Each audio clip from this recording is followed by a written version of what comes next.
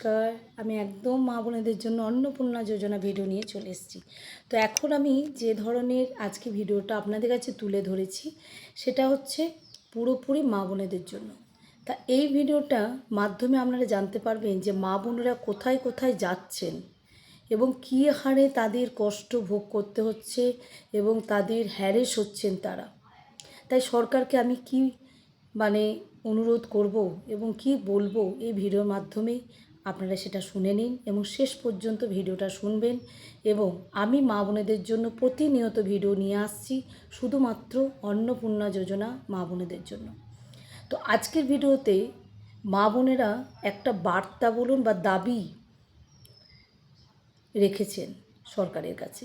সেটা কি না, ওনারা মা বোনেরা বলছেন যে আমরা যে এই যে কেউ বলছে বিডিও অফিসে যান, কেউ বলছে এসডিও অফিসে যান, কেউ বলছে পঞ্চায়েত গ্রাম পঞ্চায়েতে যান, এই যে আবারও আমাদেরকে ফর্ম ফিল আপ করতে হবে, এগুলো তো আছেই। তাছাড়া যে ধরনের এখন অবধি টাকা ঢোকেনি এবং যাদের ঢুকে গেছে তারা কি মানে কি অবস্থার মধ্যে আছেন, এবং হয়তো এমনও হয়েছে যে যোগ্যও পেয়েছেন, যারা যোগ্য তারাও পেয়েছেন, অযোগ্যরাও পেয়েছেন।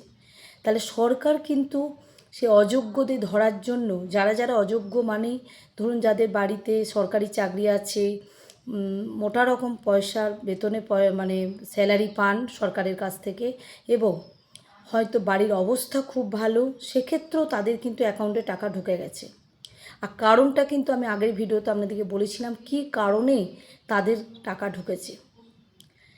তো আর যারা যোগ্য তাদেরও টাকা ঢুকেছে, কিন্তু কিছু লক্ষ মহিলারা পেয়েছেন আর কিছু লক্ষ মহিলারা এখনও পাননি।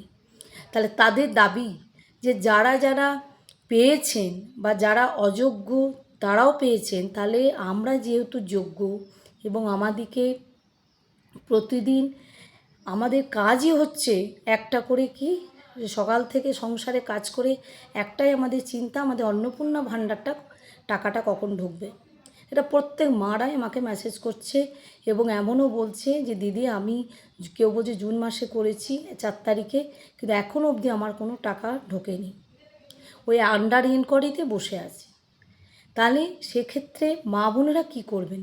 এই যে ধরুন এত মানে বিক্ষোভ চলছে, তাহলে কোনো কি ফল হবে এই বিক্ষোভের দ্বারা? সরকার কি কোনো মানে ব্যবস্থা নেবেন যে মা বোনেরা এত বিক্ষোভ বা ক্ষোভ প্রকাশ করছেন বা প্রতিনিয়ত এই ধরনের হ্যারেস হচ্ছেন যে যাচ্ছেন আর ঘুরে আসছেন, তো কোনোভাবেই তারা মানে সুখবর পাচ্ছেন না। আর এই সোশ্যাল মিডিয়াতে মানে যে যেমন পারছে ভিউ বাড়ানোর জন্য সবাই কিন্তু বলছেন, এবং এক্ষেত্রে গ্রাম বাংলার মানুষেরা হয়তো অনেকেরই কথা বিশ্বাস করে তারা এখান ওখান করে করে একদম হায়রান হয়ে যাচ্ছেন। তাতে কি হচ্ছে, তাদের শরীর খারাপ হয়ে যাচ্ছে গরমের মধ্যে এবং তারা আশা হারাচ্ছেন সরকারের প্রতি।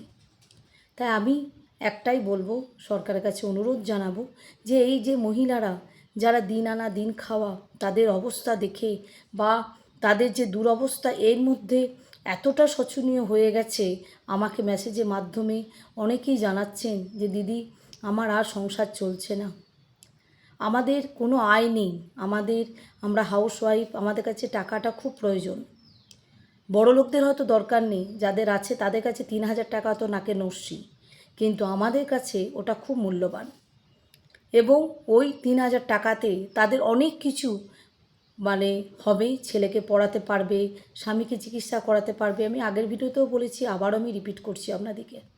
তো এই ক্ষেত্রে সরকারের কাছে আমার একটাই বিনীত নিবেদন বলতে পারেন, করজোড়ে নিবেদন করছি যে প্লিজ আপনারা এই মহিলারা, মা বোনেরা যারা যারা যোগ্য এবং যারা এইভাবে হ্যারেস হচ্ছে প্রতিনিয়ত প্রতিদিন, যারা গিয়ে গিয়ে ঘুরে আসছে, হয়তো বাসে যেতে হচ্ছে কাউকে, হয়তো অটোতে যেতে হচ্ছে, টোটোতে যেতে হচ্ছে, তা কিন্তু তাদেরকে পয়সা খরচা করতে হচ্ছে।